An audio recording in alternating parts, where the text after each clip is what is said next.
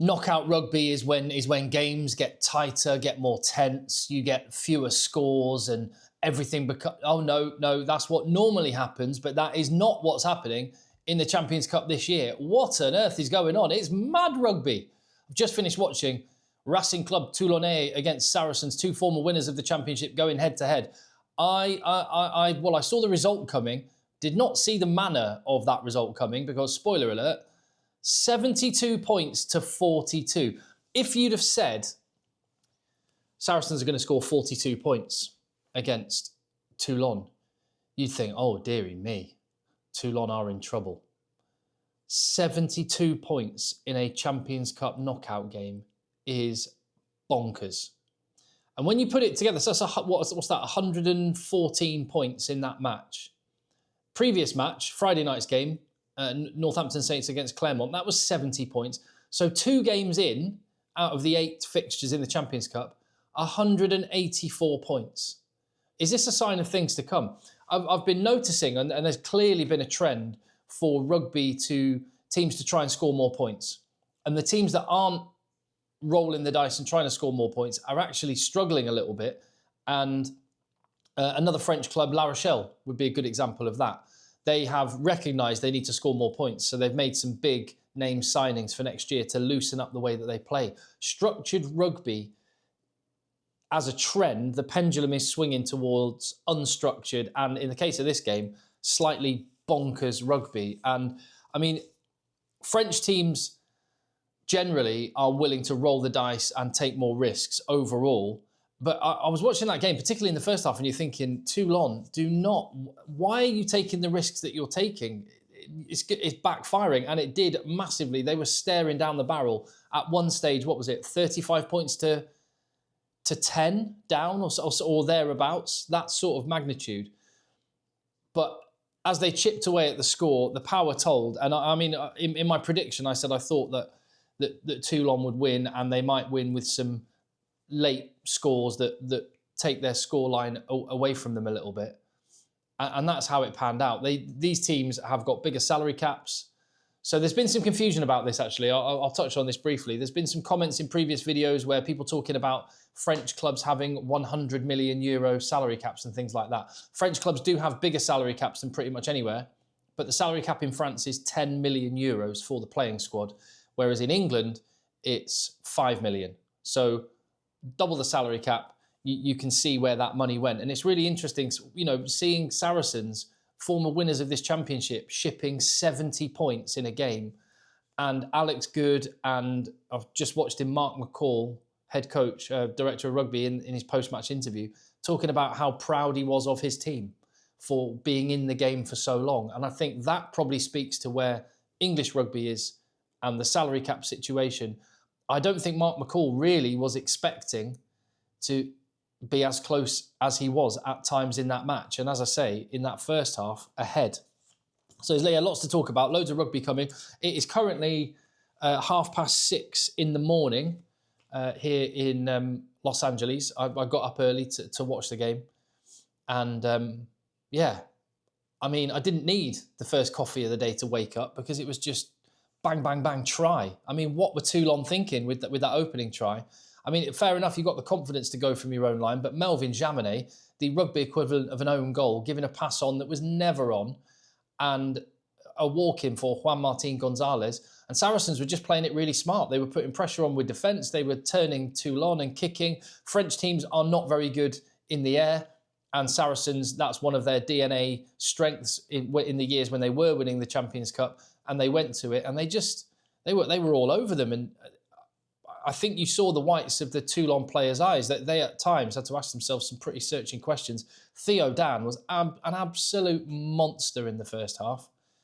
But that back row of Christie, Gonzalez and McFarland were all over Toulon. And you were looking at Lewis Ludlam and Kyle Sinclair, Dave Ribbons. And they were just like, what on earth is going on? They managed to hit factory reset and reboot the system and bring the result home. But it was dicey for a bit there. Really, really dicey.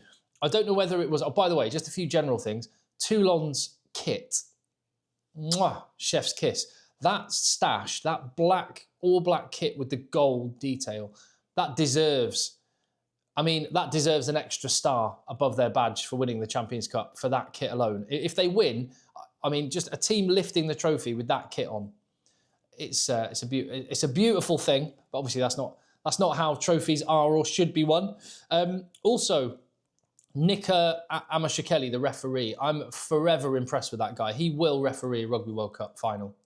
He's well, it always helps your cause when you're Georgian, and Georgia are not going to be playing in a Rugby World Cup final anytime soon, so that gives him a better chance. He's very, very good as a referee. He's just calm on it. He feels the game. Did he miss one in the opening moments, though? It looked a little bit like, for that first Saracens try, Ollie Hartley maybe head-to-head contact, but, you know, I thought he was great on the whole. Oh yeah, I don't know whether it was on my feed or was it or this is what everyone was seeing, but I had like coach cam turned up to 11. There was on the microphone, you could hear the commentators, you could hear the crowd, which at times got really loud. And then you could hear one Saracens coach on the touchline, a proper northern accent. And it was really interesting hearing what he was shouting. Well done, Theo Dan. Well done, Theo Dan. At one point, he was shouting, Munster, Munster. So that's obviously a call that Saracens have got. I was trying to work out what Munster meant. And he was just shouting chaos constantly. Chaos, chaos. Well, the game was absolute chaos. If that's what Saracens were going for, it was achieved in that first half. Absolutely bonkers. 27 points to 35. Those two tries towards the end of the first half for Toulon sort of set the platform and made you think, hold on, I think I can see where this one is going. When only maybe 5 minutes before you thought upset is on the cards.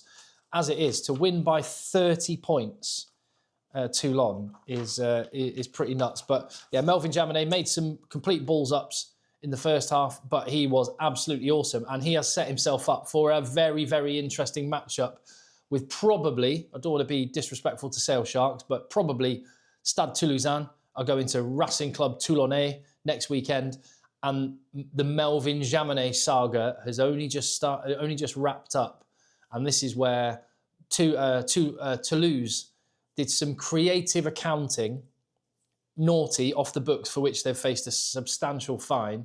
And it concerned the signing of Melvin Jaminet to Toulouse, who then has gone to Toulon. So that's going to add an extra layer of spice to proceedings next weekend.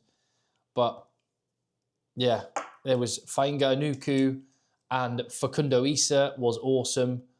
Baptiste Saran, I mean, what a flex to Baptiste Saran and Gigashvili coming off the bench. A better prop than the props you had starting, and a better scrum half than Ben White, who you had starting as well. To be able to bring those two positions on with the quality that they did, yeah, no wonder. They were very good. I really like Vainicolo on the wing as well. Vainicolo and Villiers, awesome pair of wingers. Yeah, I suppose, as I say, to wrap it up, it sort of speaks to where English rugby is. That Saracens are getting beaten by 30 points, shipping 70, and they're talking about how proud they are of the efforts that they gave. That probably tells you where things are at. Toulon will need to tighten a few things up, but I kind of love how nuts they're willing to be. I just can't help thinking that's going to backfire at some point. And a team like Toulouse will not let you get away with it. Right, excuse the bed hair, excuse the bags under the eyes. Still early in the morning, I'm going to get another coffee in and I'm going to go watch more rugby and be back on the channel. So if you appreciate the content, give the video a thumbs up, hit subscribe, leave your thoughts down below.